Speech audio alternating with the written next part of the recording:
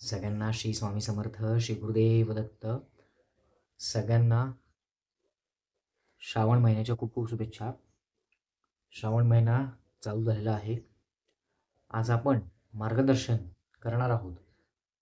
आता आज मार्गदर्शन जे आहे ते नाथबाबांचं आहे. त्या सगळ्यांना ओम नमो आदेश, अलख निरंजन ओम नमो आदेश, अलख निरंजन ओम नमो आदेश. तर आज आपण बघणार आहोत, आजपासून सुरू करणार आहोत. नाथबाबांची आज्ञा आली आहे आणि स्वामींची महाराजांची आज्ञा आली आहे की आपण मार्गदर्शन करावं नवनाथ पारायणाबद्दल. आपण नवनाथ पारायण जे आहे त्याची मालिका सिरीज जशी गुरुचैत्राची आपण केली तशीच नवनाथ महाराजांची करणार आहोत.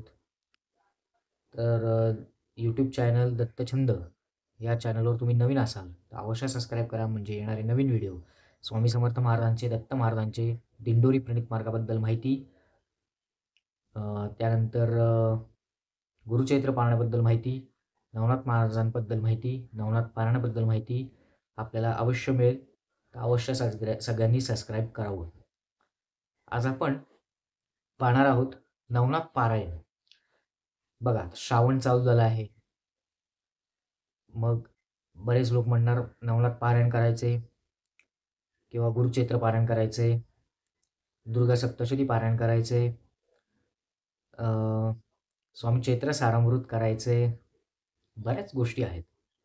मल्हारी सप्तशती करायचे. कुठलेही तुम्ही श्रावणामध्ये पारायण करू शकता. कुठल्याही दिवशी चालू करा, त्याला काहीही बंधन नाही. आता पारायण करताना कसं करायचं आणि श्रावणामध्ये नवनाथ पारायणाचं महत्त्व काय आहे हे आज आपण पाहणार आहोत. नवनाथ पारायणमध्ये एवढी ताकद आहे, प्रचंड ताकद आहे. नवनारायण ते जसं दत्त महाराज आहेत, त्यांचे 9 रूपं, दत्त महाराजांची 9 रूपं, दत्त महाराजांचे शिष्य, शाबरी विद्या कशी आहे, काय आहे, आपण सगळं पुढच्या व्हिडिओमध्ये पाहू हळूहळू. आज पहिला भाग आहे, त्यामुळे आज माहिती सुरुवात करू आपण. नवनाथ पारायण कसं करायचं, काय करायचं, पुढे जाऊन आपण 36 पारायणं, नवनाथ पारायणाची 36 पारायणं, एका सेवेकरांनी विचारलं होतं मला, काही नाही, 36 पारायणं कसं करायची त्याचंही आपण मार्गदर्शन करणार आहोत. तर नवनाथ पारायणमध्ये एवढी ताकद आहे की तुमची सगळी दुःख, जी तुमची वाईट गोष्टी असतील सगळ्या घरातल्या निघून जातात, नकारात्मकता निघून जाते. गुरुचैत्राच्या एवढंच प्रभावी आहे, त्यापेक्षा जास्त प्रभावी आहे. कारण नवनारायण म्हणजे अख्ख्या देवांची मिलिटरी. या नवनारायण म्हणजे अख्ख्या देवांची मिलिटरी. 9 नारायण आहेत, त्यांची मिलिटरी म्हणजे नवनाथ पारायण. तर नवनाथ पारायण वाचून तुम्हाला एक ऊर्जा येईल, वेगळी ऊर्जा जाणवेल, ताकद जाणवेल. त्यामुळे श्रावणामध्ये नवनाथ पारायण करण्याचं खूप महत्त्व आहे. आता बरीच लोक विचारतात की नवनाथ पारायण आणि गुरुचैत्र पारायण एकाच वेळेला केलं तर चालतं का? गुरुचैत्र आणि नवनाथ पारायण तसं नाही करायचं. गुरु आणि शिष्य हे कधीही एकत्र नाही पाहिजे, म्हणजे एकत्र नाही पाहिजे म्हणजे एकत्र वाचू नये गुरु आणि शिष्याचं.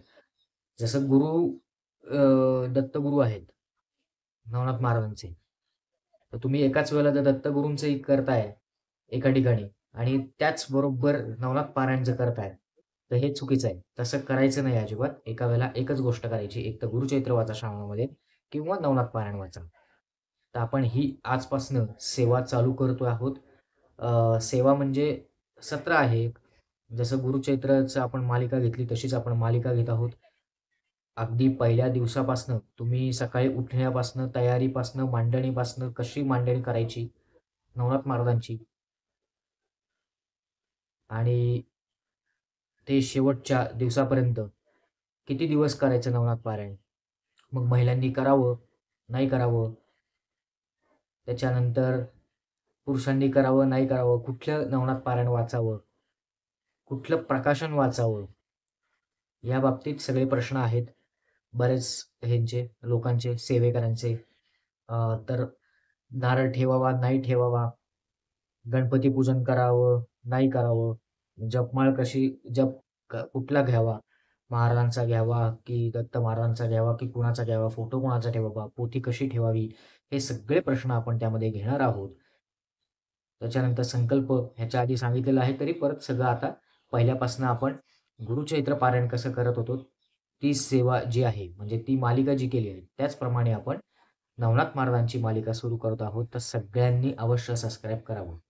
हा एक तुमच्यासाठी इंट्रोडक्शन म्हणजे एक माहितीपूर्व व्हिडिओ होता. मार्गदर्शनपूर्व व्हिडिओ होता. ह्याच्यापुढे तुमचे आपलं मार्गदर्शन महाराजांचं चालू होईल. तर अवश्य सगळ्यांनी सबस्क्राईब करावं हीच विनंती आहे. जेवढे तुम्ही हे बघा, मी किंवा माझं काहीच नाहीये. देतात करविता सगळं महाराज आहे. सगळं महाराज आहे. तर करणारे ते आहेत. माझं काम काय आहे? मी फक्त तुमच्यापर्यंत सगळं पोहोचवतोय. तुमचं काम काय आहे? तुम्ही लोकांपर्यंत पोहोचवावं. बरोबर. मी सांगण्याचं काम करणार तुम्हाला. सगळं करणार. महाराज सांगण्याचं काम करतील. पण तुमच्या आतून ती भावना निर्माण झाली पाहिजे, की दुसऱ्या सेवेकरांपर्यंत ही सेवा कशी पोहोचली पाहिजे. ज्याच्या मनात शेवटी दत्त महाराज किंवा स्वामी महाराज असू देत किंवा नवनाथ महाराज असू देत. मनात तेच सुरू होतं आपल्या, की आज तुला बसायचंय, आता नवनाथ पारायण करायची वेळ आली किंवा गुरुचरित्र पारायण करायची वेळ आली किंवा स्वामी चरित्र पारायण करायची वेळ आली. ही तुम्हाला जे मनात रुजतं हे महाराजांमुळे आहे. हे तुम्ही स्वतः काहीही करत नाहीये. हे करता-करविता महाराज आहे. त्यामुळे ज्याला आतून आहे, ज्याला खरंच गरज वाटते करायची, तर त्यांनी व्हिडिओ पाहून ज्याला माहिती नाहीये, की कसं करायचं. आज बरेच लोकं आहेत, नियम पाळत नाहीत.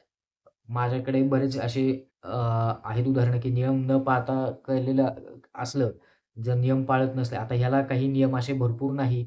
नियम म्हणजे आपल्याला घाबरून करायचं नाहीये. शिस्त भक्तिपूर्वक हे पाहिजे, भीती पाहिजे. म्हणजे कशी? भक्तिपूर्वक भीती पाहिजे, आदरपूर्वक भीती पाहिजे.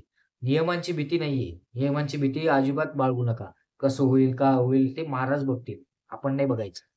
ते सगळं तारणारा तोच आहे, करणारा तोच आहे. आपण त्याच्यावर सगळं सोडून द्यायचं. आपण चिंता करायची नाही. अजिबात चिंता करायची नाही. तर अशा पद्धतीने आणि कुणाला जर गरज असेल, तर त्यापर्यंत ही सेवा गेली पाहिजे. हे व्हिडिओ गेले पाहिजे, की नाही बाबा मला करायची इच्छा, पण कसं करायचं, काय करायचं मला पहिल्यापासून काहीच माहीत नाही. नैवेद्य काय करायचा, सांगतेला कसं करायचं, तर हे माहीत नाही बरेच लोकांना. नुसतं करायचं म्हणून करायचं नाही कुठलीही सेवा. कुठली सेवा करायची म्हणून करायची नाही. ती भक्तिपूर्वक, भावपूर्वक झाली पाहिजे. तुमचा भाव त्यामध्ये ओतला पाहिजे. प्रत्येकाच्या महाराज घरी येणं हे उद्दिष्ट आहे आपलं. बघा, माझं तरी हे उद्दिष्ट आहे, की गुरुचरित्र सगळ्यांनी वाचावं आणि नवनाथ पारायण सगळ्यांनी वाचावं. जेणेकरून महाराज प्रत्येकाच्या घरी आले पाहिजेत. कोणाला वाटतं, सगळ्यांना वाटतं की नाही, महाराज माझ्या घरी का येत नाही? माझ्या घरी यावेत. ही तळमळ आहे माझी. मला पण वाटतं, की प्रत्येकाच्या घरी महाराज यावेत. तर ह्या कारणासाठी सगळ्यांनी अवश्य सबस्क्राईब करा. आपले आप्तेष्ट असतील, बंधू असतील, भाऊ-बहीण कोणी असू दे, नातेवाईक असतील, मित्र असतील, लहान-मोठे कोणी असू दे. त्यांना हे चॅनलचं लिंक पाठवा, व्हिडिओ पाठवा, जेणेकरून आपल्याला सेवा जास्तीत जास्त महाराजांची घडेल. हा उद्देश आहे. बाकी काही नाही. झालेली सेवा मी महाराजांच्या चरणी रुजू करतो. श्री स्वामी समर्थ, श्री गुरुदेव दत्त, ओम नमो आदेश, अलख निरंजन. श्री गुरुदेव दत्त.